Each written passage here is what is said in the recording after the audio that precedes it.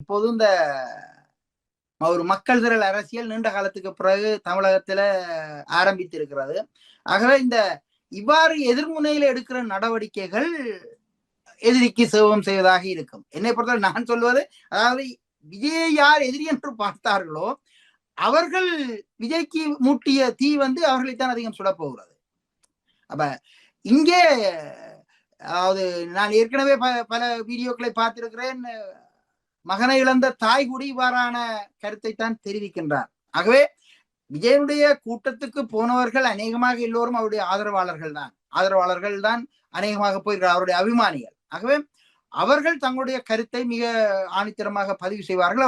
அவர்கள் சீட்டம் கொண்டிருக்கிறார்கள் என்பதில் மாற்று கருத்து இல்லை. ஆனாலும் 30 ஒரு 5 லட்சம் பேர் இருக்கிற இடத்துல 30,000 பேர் விஜயனுடைய ஆதரவாளர்கள் என்று சொன்னால் ஏனையவர்கள் ஆதரவில்லை என்ற நிலைப்பாட்டிலே என்று கருத முடியாது. ஆனாலும் இந்த இப்போது நடந்த இந்த சம்பவம் அந்த மிச்ச பேரை விஜய் பக்கம் இழுத்து கொண்டு வந்து விடுமோ என்ற ஒரு பயம் இப்போது எதிர்த்தரப்பினருக்கு வந்திருக்கும். அதான் நான் சொன்னேன், எதிரிக்கு மூட்டியதி எதிரியை சுட்டதை விட அவர்களைத்தான் கூட சுடுமன்று, உன்னைத்தான் அதிகம் சுடுமன்று. ஆகவே இப்ப இந்த நிலைமையில தான் அதாவது இந்த பொது கருத்து இப்போது உருவாகி கொண்டிருக்கிறது.